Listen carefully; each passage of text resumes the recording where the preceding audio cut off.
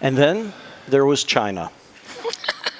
Gunnar, I'm going to start right with you right now. I talk to a lot of CEO friends of mine who have been wooed in China right now, both from Europe and America. They literally have a red carpet rolled out for them when they show up.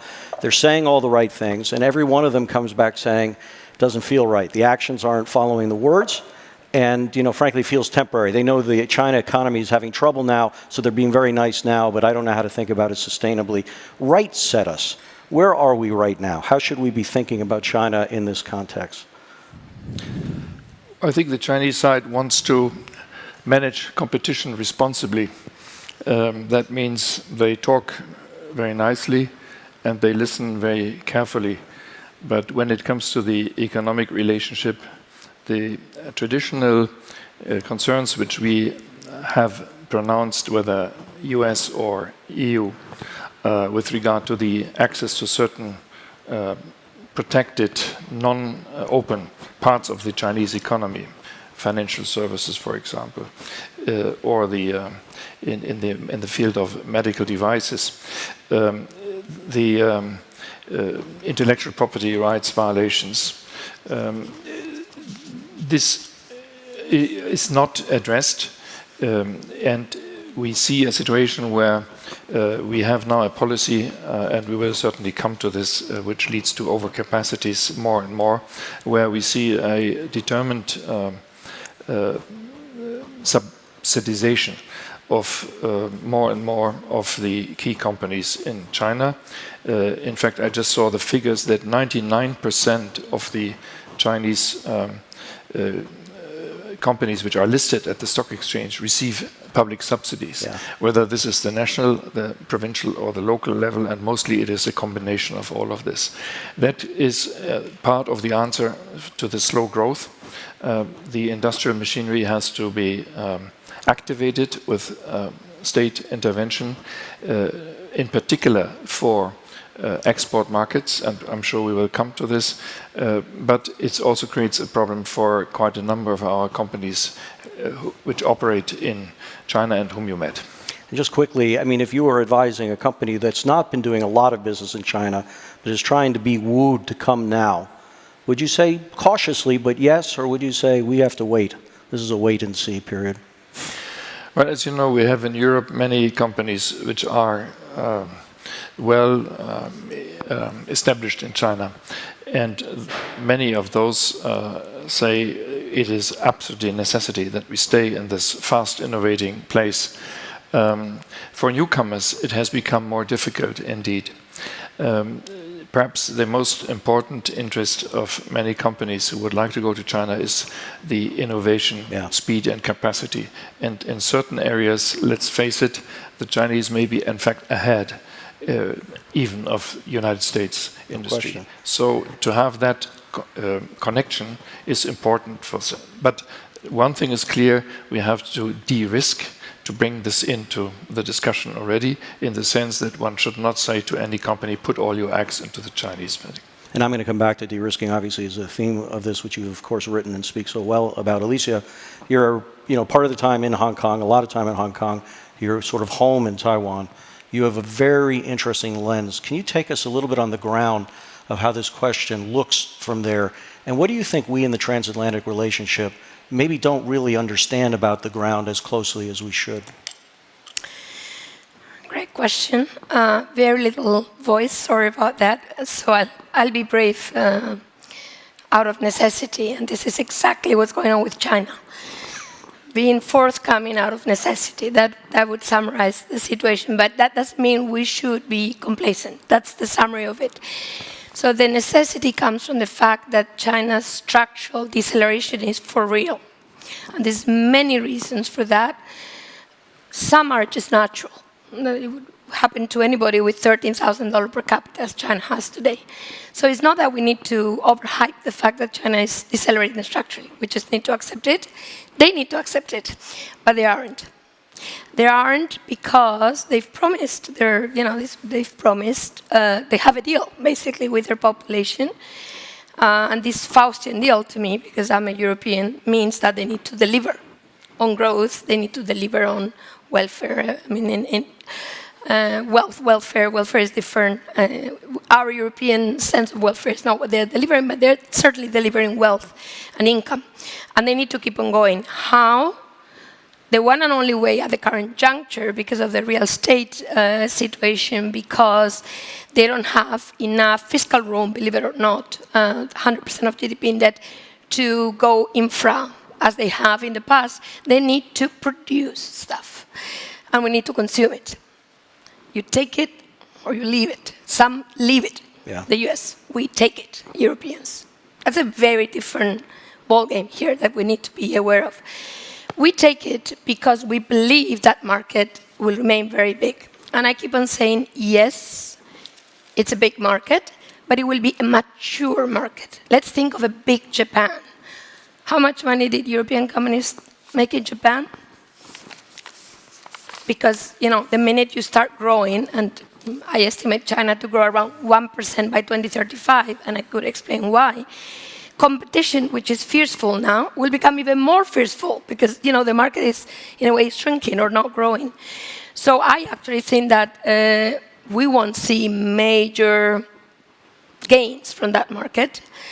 And China knows that, and I finish by saying that because China knows that their market is no longer their leverage. The way they leverage is through the exports, creating dependencies, strategic dependencies. And that comes from our imports from China. So, whether you accept to import, yes, it's cheaper. We all know it's cheaper. Our energy transition is so important. I've heard it all. But we need to realize what that is. It's a huge dependence on a single point of entry. Yeah, very interesting. I want to talk a little bit in that context. Also something, Gunnar, that you alluded to before, which is a reliance on market size. So I was with a senior executive, European auto executive, who just come back from China. And, large part of their revenue and income, net income, is in China. It's an enormous market for them, has been for decades. And I just asked him, I said, well, how is it? Are you thinking differently at all? He said, well, it's a very important market, all the things both of you articulating. And then he paused and looked over my shoulder and said, but I saw a bunch of beautifully designed $5,000 EVs, and that tends to capture one's attention. How should we all be thinking about the trade-off of what is clearly a very large market and the fact that there is risks coming in the very technology innovation, which I agree with you. Some of the things they're doing are not only better than America, but better than Europe. And they will be very cost effective. So how do we load balance these two realities? The market's important in the short run, but it becomes very, very curious about very important industries in the medium to long term. I think it's a real big defining policy dilemma for the next period of the Commission and the next couple of years of key decision making, how to deal with the new overcapacities, which are very often linked to technical innovation capacity, yes, but are also systematically linked to subsidization schemes at different levels and very often in transparent ways. And the policy dilemma for our leaders will be how do I, and already Alicia referred to this, how do I go about the green transition, which we all want and which has to be made possible for citizens to do at an affordable price, because otherwise the population will not follow, and we see already what happens in some sectors of our economies and with the people who work there. So how much can we import of products which are not only competitive, but which are without alternative, solar panels, and how much should we not import in areas where we want to maintain or want to even establish an industrial capacity in Europe ourselves. Maintain means electric vehicles or develop further. Has China won that game? Wind power, Europe has been the leader of the development and is still having great capacities. So China is subsidizing particularly those green growth areas, and this goes beyond the critical dependency which we have in a number of critical raw materials. And I would like to say to you, when we talk about de-risking, the Chinese colleagues up to the political level say you talk about sectoral decoupling. or you talk about de-sinification, as Foreign Minister Wang Yi recently said. It's not about that. It is about responsible diversification of sourcing. It's about having market alternatives, and it is not allowing unfair trade. And therefore, some of the instruments which have been created over the last couple of years will certainly be used more in future. So quickly on just that last, because I want to turn to something very important that you said also. Let's take EV as an example. If the game is not over, it may be possibly close to over. Does that mean in certain sectors, what you just said, while true, we shouldn't be thinking just about regulatory capture, it becomes almost inevitable that we're going to have protectionist answers to keep where they're very competitive out? How does this play out, do you think, over time in that trade-off? As you know, the Europeans are not in favor of unilateral WTO non-compatible protectionist measures, which unfortunately the previous US administration started to impose and the current US administration has maintained. We also think that exaggerated subsidization programs, and you know the European criticism of the IRA goes into that, should also not lead to a situation where we are trying to outbid each other with ever more public subsidization. But it is clear that when there is unfair competition, in other words, when subsidization is used at sectoral level or in company level to distort our internal market, and that can be clearly investigated and proven, then measures will have to be taken. Some measures will be linked to specific procurements or to specific investments, and others will be about the import of certain products. And this is, of course, something which China is very nervous about. Let me conclude by saying, because you used the term leverage before, no, Alicia, I think, said it, that the Chinese have leverage with their market. Well, we also have leverage with our market. Our European market is the largest export market for China. Yeah. The US is the second largest export market for China. So China should think carefully what they do if they want to create too much obstacles for their own industrial production. They continue the way they are currently doing it. So, Alicia, one thing that the Chinese, much more expert than I am, have suggested, that this is unarguably true, but in the meantime and over time, that they are going to lean very heavily in all the other markets, and they can actually be very successful dominating, that's the word that was used in places from Brazil to Southeast Asia. And what's very interesting in the reshifting of supply chain right now, in fact, I just spent almost a month in Vietnam, I was overwhelmed by people both in the business and the government side who are saying, don't think that's what we want. Like, our doors are open to you. We want stuff more from the West. We want more from Europe. We want more from America. Very, very consistent argument. And so if part of China's strategy is to not observe that leverage that he described so well, and their strategy is we can go everywhere else, is everywhere else really excited for that scenario? Let me give you two latest data from South Korea and Taiwan. The US is the largest trading partner, also Germany.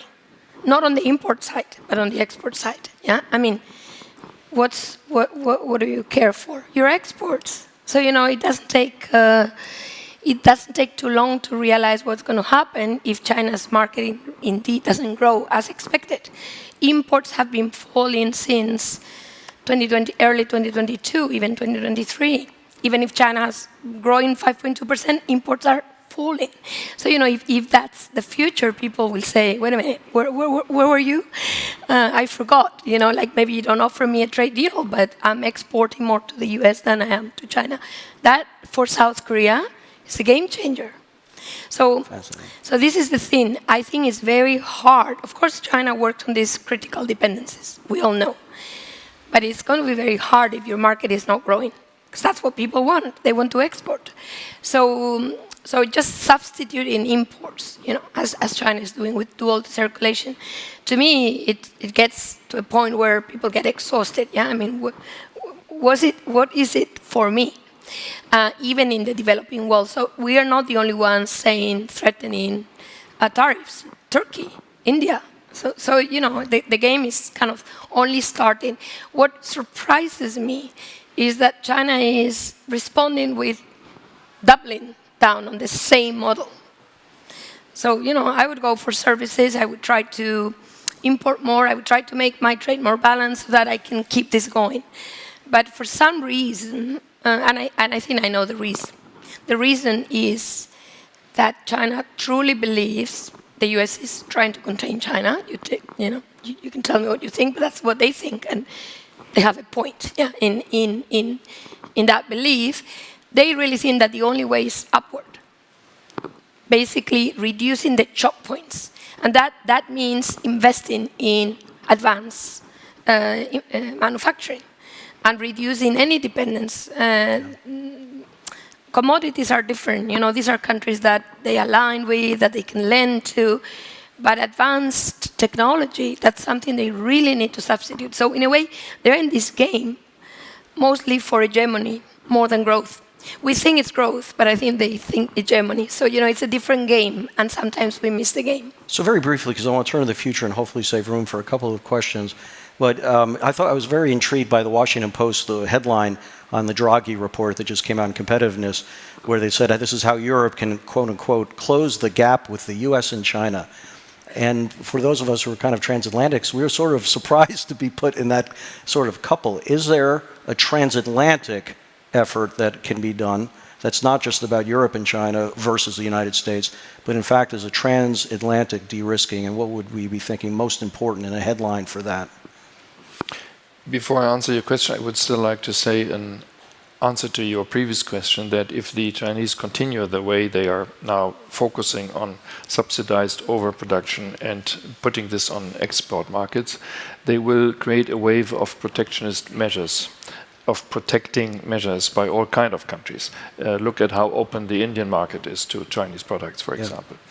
So they have to think twice about it. And of course, we are active with so many more partners. You mentioned Vietnam, with whom we have an FTA and an investment agreement, and there are so many other negotiations, including in particular in the Asia-Pacific area. So we are definitely not giving up those markets. On the contrary, we want to increase our presence in those markets. That is something which the European Union does, which the US doesn't do anymore, trade and investment agreements, which would secure market access. And that is something I think the US at some point should start to become open up again to.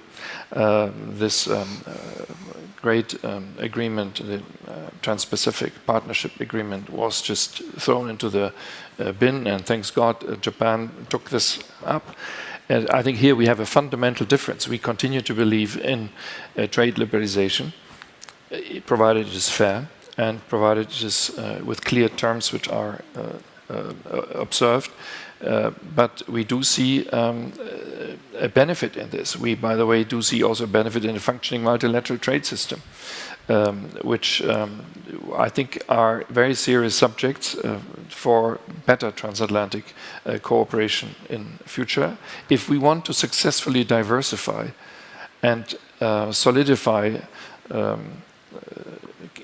key economic relationships with other partners beyond the very strong relationship we have with China. Apart from this, the question I already referred to before, should we enter into competition over subsidization for new industries, whatever it costs? And thirdly, should we slap unilateral tariffs even on or allies or not? I think these issues have been raised in the Trade and Technology Council. There has been some kind of suspensive understanding reached, but this requires, I think, more partnership, more common strategizing than what was possible so far. So one of the things that we think a lot about is, the missed opportunities. And I've had a lot of people, even at this conference, pull me aside, if only we had done, TTIP or whatever. And I think the focus has to be forward-thinking. I don't think we can do that too much. And there's a forward-thinking scenario that we don't like to talk about that I want to get both of your reactions. And I'll start with you overall. And I think most of you who follow China probably have read the Foreign Affairs piece that just came out a couple of days ago that was written by Congressman Mike Gallagher and Matt Pottinger. And I think it's crucial to understand, one, that they represent a very blunt representation of a big swath of America, And I dare say that one, at least, is very likely going to be a significant voice on China if President Trump were to be elected again. Let me just do a quick quote from the piece. They wrote, "The U.S. shouldn't manage the competition with China. It should win it. Beijing is pursuing a raft of global initiatives designed to disintegrate the West and usher in an anti-democratic order. Victory requires openly admitting that a totalitarian regime that commits genocide, fuels conflict, and threatens war will never be a reliable partner." First and foremost, are they wrong? I would say that I don't like the tone. I don't agree with the tone. I think it's unfair to talk about China as a country. But if you ask me, I would put it this way. Does the CCP want to change the global order and be the hegemon? The answer is clearly yes, because they tell us. This is actually a fact. Now, you may say everybody has the right to do that, yeah? If they have the resources, if they have the political will. So if we accept that whoever has those resources can do that, then it's a competition, isn't it? So maybe the tone is wrong, maybe the force, but I think realizing that that's where we are is actually quite important, especially in Europe. And therefore the question is this a fair, because we all can take this as fine, but the question is it fair? Are there forces being used to destabilize the West in the lines of what you just read? I'm nobody to really give a firm answer. But, one could imagine that, yeah, there's a little bit of that, isn't it? I mean, we Europeans know what's going on between Russia and China. And again, it's not anything that you need to guess, you just need to watch. So I would say that we need to be very aware of that. And now, how do we deal with that? Maybe I have different ideas. And I just want to say that out of everything we're discussing here, trade deals, Europe, why not? Huh? Isn't that easier than just going full wind with confrontation? The other one is, yes, true, China dominates EVs, but EVs is not the green transition. I'm sorry. It's just a tiny bit of it. Yeah. There's so many things we can do. And finally, what about the high end? What about AI? What about quantum? Why don't we cooperate on that rather than just, look at China, look at ourselves. So I would agree in principle, but I think the solution is a bit aggressive compared to what one could do sitting at a table with others that think more similarly. In the spirit of what you said, someone very senior in Singapore said to me a couple of months ago, you know what the best way for the West, the transatlantic relationship to compete? The best way for it to compete is to compete.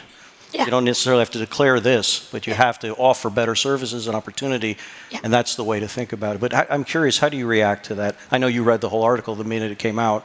Do you have just a reaction to that framing on this? Is it similar to hers? I know Matt Pottinger very well. He's a very good journalist. And then he was a very influential member of the previous administration in the NAC. And he embodies, and perhaps Mike Gallagher much more strongly in Congress, the binary choice. It's either us or them who are number one in the world. That is something we Europeans can't relate to. We had so many number ones among European nations over the history. Empires come and go, economies rise and fall, anything can happen. But to be fit for competition, absolutely. To be ready to enter into a confrontation on a specific issue, necessary, yes. But I think by putting the challenge, which as my political boss, Josep Borrell, High Representative, put some months ago, we have a big storm with Russia, but the climate change with China. We need to work on the climate change. We know that China will be a determining factor, is already in many ways a determining factor in world economy, in world politics, increasingly in world security.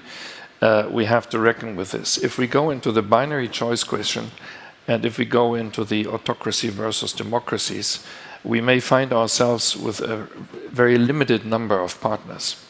We have to win, and this was a discussion yesterday about Global South, we have to win the hearts, the minds, the opportunities of so many other partners around the world who are not at all interested in this binary competition. So that's why we Europeans tend to express ourselves a little bit differently. Very powerful. We got time for some questions on a very big topic. Would anyone like to, please? And use your name too. Do we have a microphone, please?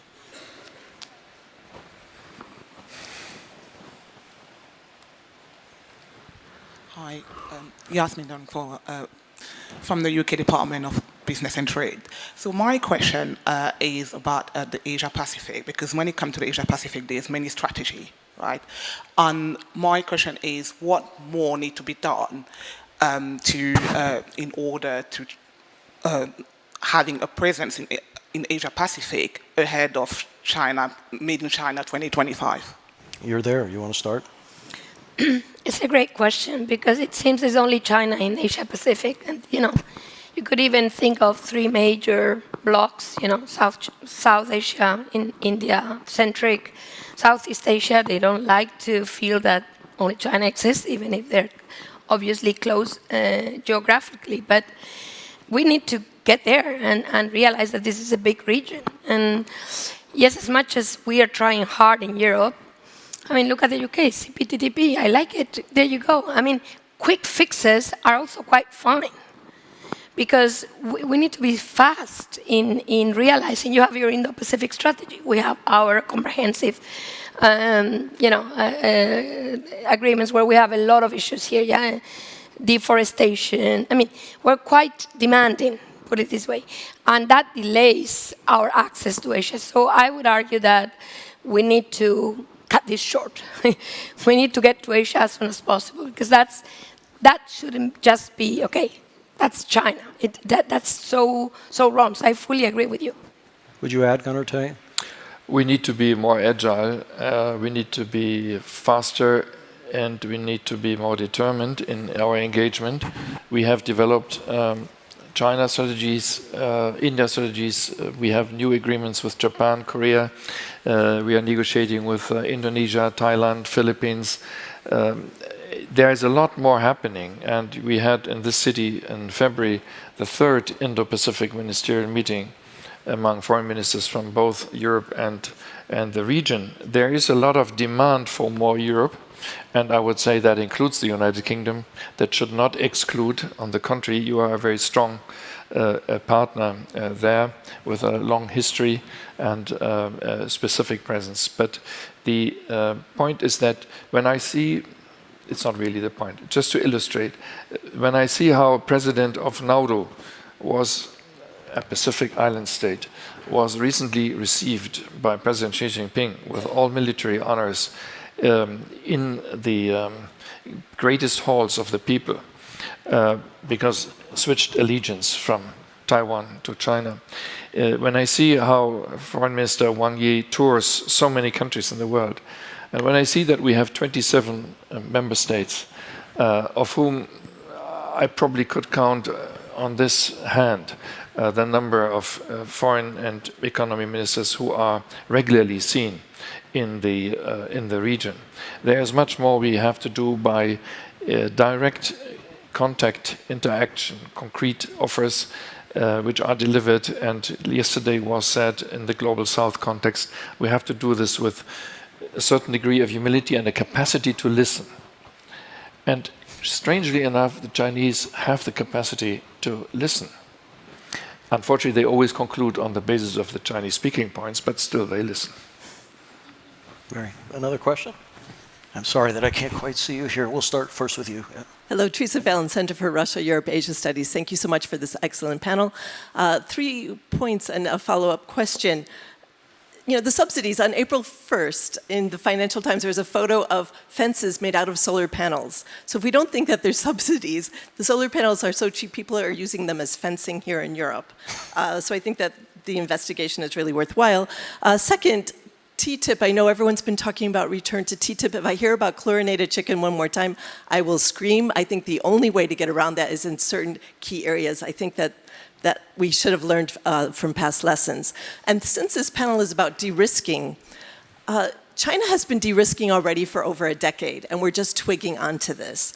I think the problem, Gunnar, is lack of strategic foresight, because Made in China 2025 was announced over a decade ago. And where was the European Commission? What have they done? They really are only in response mode right now. And with 27 EU member states, we saw Chancellor Scholz travel to Beijing, and they're saying we are de-risking, we're doubling down on China. Now, that's not what I'm hearing here in Brussels. So I see one of the most important member states not even able to agree what de-risking means. And I think we're at a really very serious economic situation, and that the fact that the EU Commission really kind of fell asleep over 10 years ago, I think we need more strategic foresight. Why is it always response mode? Why is it a longer I want time for plan? one more question, so let me get you in. Do we suffer from a lack, and this, by the way, could be shared by America too, but to her question in Europe, do we suffer for lack of strategy? I think we lacked strategy. Past tense. Some years ago. Yes, we do have. Not only several member states have their China strategies and their Indo-Pacific strategies, which is all recent phenomenon. Let's face it, Europe had just very, how can I say, comfortable economic relations with many partners across the Asia-Pacific region. And that was it. It wasn't seen as a problem. Nothing was seen as a problem. Everything was seen as an opportunity. And that has changed since 2019, when we had our Holy Trinity established, that China is a partner for a number of important global challenges, is a key competitor, Teresa, particularly in the fields of Made in China 2025, the top new technologies, where China said already a couple of years ago that wanted to be global leader, not leader on the Chinese market, global leader. And that's exactly what they are doing, and that includes electric vehicles, that includes autonomous driving vehicles, that includes biotech, that includes quantum computing, and so many more areas. Yes, we know it. We have, of course, one key difference in Europe. In the US, you have difficulties with Congress and the executive and so on, but it's just one country. We have 27. And there are different forms and depths of engagement of different member states with China. I would like to say, yes, defensive. A lot of it has been done, from 5G guidelines to FDI screening to anti-economic coercion, foreign subsidies regulation, international protection, procurement, instrument, due diligence, lots of regulation which did not exist. Some of it doesn't exist in the US either, but in several areas the US was already there. Defensive, yes, but proactive, Critical Raw Materials Act, Net Zero Industry Act, Semiconductors, European Chips Act, Battery Alliance, a lot has been done to reduce critical dependencies and to prepare. And let's face it, diversification is the most important in all of this. By the way, Chancellor Scholz doesn't only travel to China, he travels to Brazil, to Indonesia, to Chile, to Argentina, to all kinds of places, to Africa, as do others, other member states, because they realize that the key thing is to diversify and to engage with many more partners across the globe, because that's what China is also doing. It also diversifies risks. And therefore there is a proactive element, but yes, we can do more, and we need to do more. We have time for one more, and I'm going to ask you if you could take it. They've got a minute left, so. Okay, hi, I'm Rita Faden, President of the Portuguese American Development Foundation. I have just one question. In what regards China, we see that in the US it is a bipartisan policy to have a more confrontational approach in what regards China. So don't you see that could be a risk for the transatlantic relations and the approach that we have, the different approach that we have towards China in Europe and in the US? Absolutely. And just another question in what regards the China relations with Africa and Latin America, as you have spoken. We see now that China is the largest commercial partner in Latin America and is very much present in Africa. and we see also the relation that they are building with several countries in what now we call the Global South. How can we act on that? What can we do? So 2 quick questions, of which you have 30 seconds each. I apologize, but give us something at least to think about. I'd love you to handle, I hate the term Global South, but it's descriptive, and I'll have you half of it. Is it too late? No, because the Global South also wants options. That's why they go to Turkey, to the UAE, they are not comfortable to India. They're not comfortable with one option. So we should be at least an option. And by the way, there is a lot of miscommunication as to the role of the West still in Latin America and in Africa. If you look at stocks, we're still the largest foreign direct investor in both. It's just that nobody looks at that, or nobody says that, and I think we are losing the narrative, which is even scarier, if you ask me, because China, that's important. Since 2019, China's FDI into Latin America, into Africa, is falling, but nobody knows. Same with lending. And you have all of these cases, Zambia, you name it, of countries that are going through hell to restructure their debt, with China basically, The brand is changing. Yeah, the brand is changing. 15 seconds, if I could. I'm sorry, but I just want to make sure we get it in. Yeah. On this bipartisan issue, the idea that, and I think she's right, I think in America there are not many bipartisan issues, but this is one. How does that affect the European calculus? It seems that in the US there's a competition who is smarter and who's tougher on China. Fascinating. In Europe, we would wish that the element of China's ever closer relations with Russia would be part of this discussion, because you have to be smart and tough in dealing with Russia as well. And this togetherness creates us huge problems, and huge problems for European security as well. And I would wish that this would also be realized by bipartisan consensus. So let's hope for a good vote tomorrow. Please thank this wonderful panel. That was wonderful. Thank you so much.